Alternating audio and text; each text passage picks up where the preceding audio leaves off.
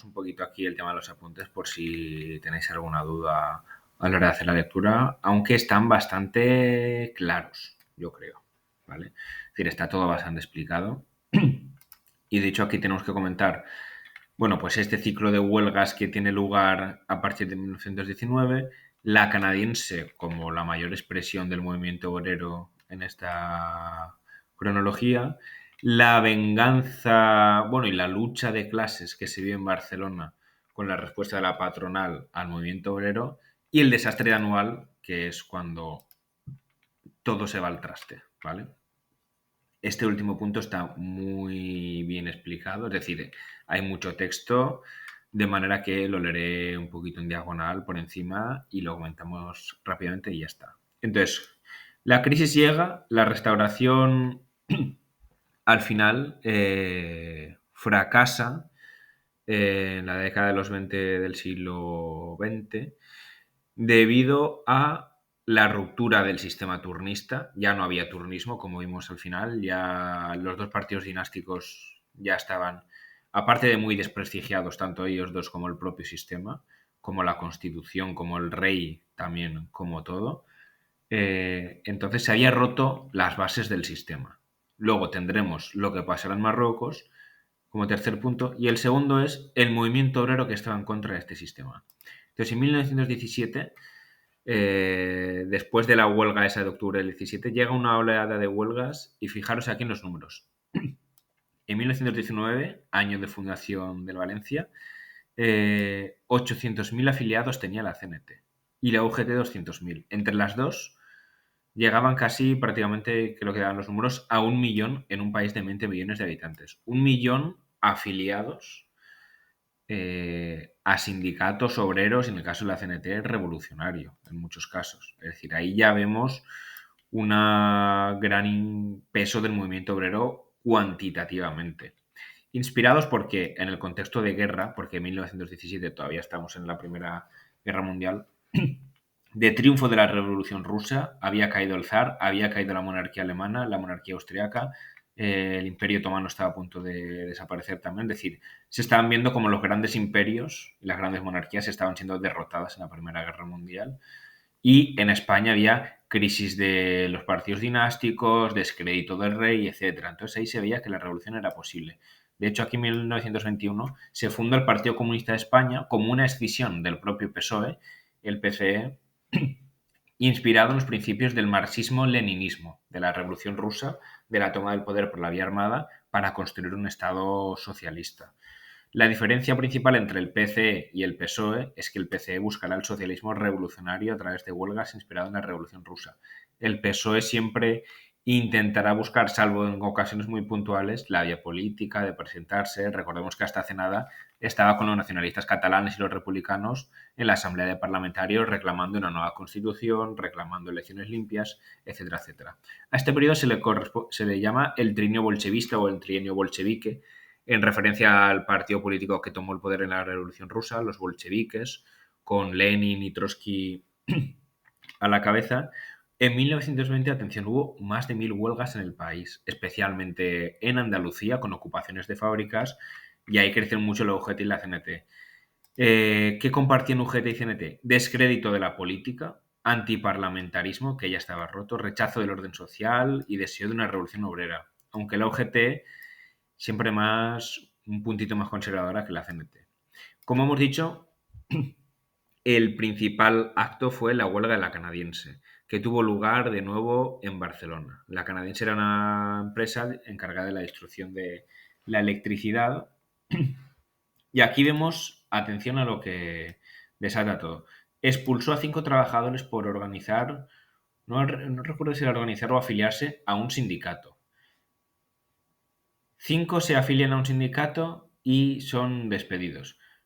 ¿Qué hacen los compañeros? Organizan una huelga que duró 44 días y paralizó completamente la ciudad de Barcelona. Es decir, aquí vemos cómo la solidaridad de clase era absoluta. Bueno, solidaridad por defender a estos 5 trabajadores, pero también por defenderse a ellos mismos y evitar que puedan ser despedidos en caso de ser de sindicarse. finalizó con un triunfo sindical y con la readmisión de los trabajadores. Encima los tuvieron que volver a readmitir. Y, claro, ¿cómo aguantas 44 días sin recibir un salario en una época de tanta pobreza y en un contexto de tanta carestía e inflación? Bueno, con ayuda mutua entre los obreros por una parte y luego teniendo la confianza de que cuando acabe la huelga reclamarán estos 44 días de sueldo y en este caso se los concedieron, lo que habla de la fortaleza del movimiento obrero, que además conseguirá principalmente, atención a esta demanda, la jornada laboral de 8 horas en la industria. Ahora en Argentina se estaba debatiendo sobre si ampliarla a 10 o 12 o vete tú a saber, y tenía defensores. Aquí en la industria, no en el campo, se consiguió la de 8 horas en 1919, hace más de 100 años. Jornada laboral que todavía mantenemos, por cierto. Bueno, aquí se vio la fortaleza del movimiento obrero y la burguesía, el empresariado, la patronal se dará cuenta y empezará a organizar la respuesta violenta contra los trabajadores. Y eso llevará a los años de plomo en Barcelona. Los años de plomo son los años de plomo de verdad, porque ahora en Barcelona está como la imagen de que es una ciudad peligrosa, que si vas por las Ramblas y te atracan, que si hay mucha inseguridad, que si hay carteristas. Bueno, no podemos reír de esa situación, sobre todo porque uno ve los niveles de criminalidad hoy en día en Barcelona y otras ciudades y son los mismos que en cualquier gran ciudad. En este caso no, en este caso eran muchos más. ¿Por qué? Porque los patrones se organizaron contratando mercenarios, contratando... bueno, en fin, gente que hiciese el trabajo sucio, apareciendo un sindicato libre formado por trabajadores de ideología carlista aproximada a los patrones, es decir, los requetés, sindicatos que no serán sindicatos, tendrán la apariencia de sindicato, pero estarán a favor del empresariado, que busquen contestar con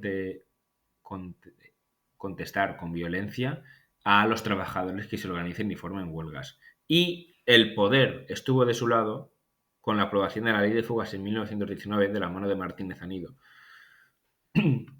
que fue el gobernador civil de Barcelona en estos tiempos, que la Ley de Fugas, aquí lo tenemos explicado, permitía disparar a un preso si intentaba fugarse. Claro, servía para realizar ejecuciones extrajudiciales, porque la palabra del policía o del militar o de quien sea vale más, y entonces era para poner la excusa de que intentó huir, pero tú lo habías matado simplemente fuera sin hacerle un juicio y sin tener ningún tipo de garantía.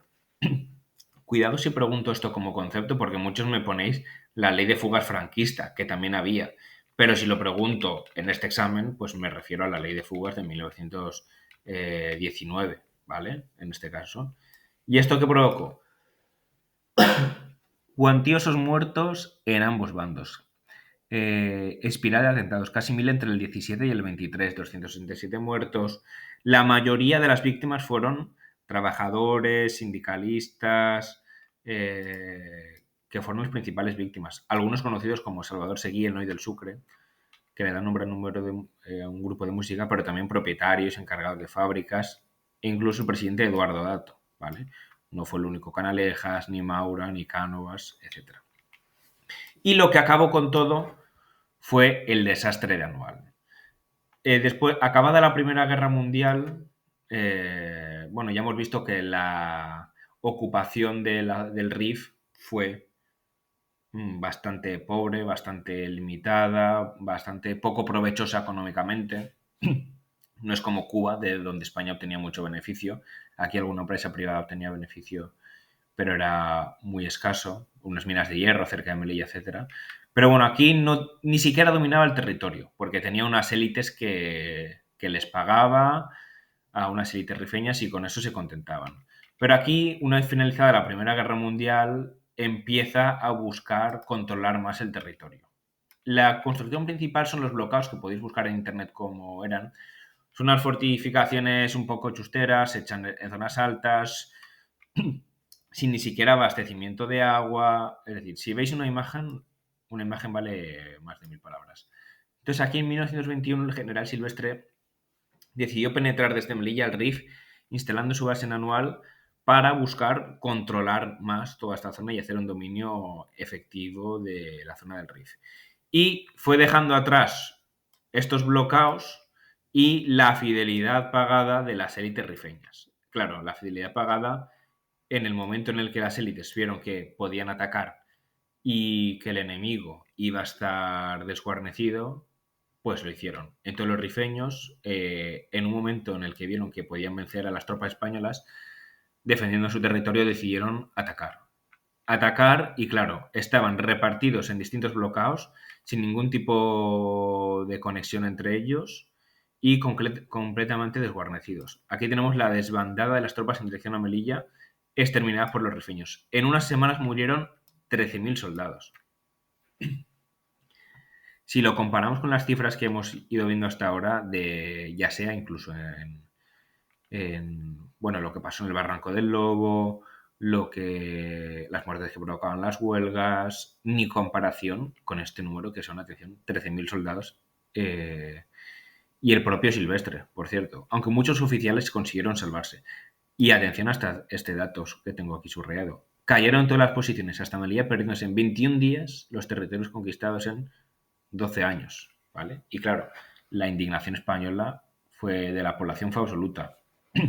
El Parlamento encargó un informe que se llamado por el general que lo elabora el informe Picasso, donde se ve toda la corrupción del RIF, todas las chapucerías que hacían, la mala preparación de los ejércitos, la corrupción, tráfico de armas, tráfico de prácticamente cualquier bien, etcétera. Entonces, claro, este informe, al ser publicado, iba a provocar, bueno, porque rodarán muchas cabezas, responsabilidades penales para mucha gente dentro de un ejército africanista que ya vimos que era muy poderoso. Antes de que se debatiese el informe, llegó Primo de Rivera y dio un golpe de Estado, con el beneplácito del rey en septiembre del 23, con el que se bloqueó cualquier posibilidad de depurar responsabilidades en el ejército. Cuando yo vuelva, veremos cómo fue este golpe de Estado, quién fue Primo de Rivera, qué dictadura llegará, porque serán 7 años de dictadura, y veremos cómo llega a esta situación. Pero bueno, las causas de la caída de la restauración están muy claras. Ruptura del sistema canovista, turnismo, caciquismo, etc. Una movilización obrera que cuestionaba el sistema, influido por el contexto europeo de Revolución Rusa, Primera Guerra Mundial, etc. Y los desastres ocasionados por el ejército en Marruecos.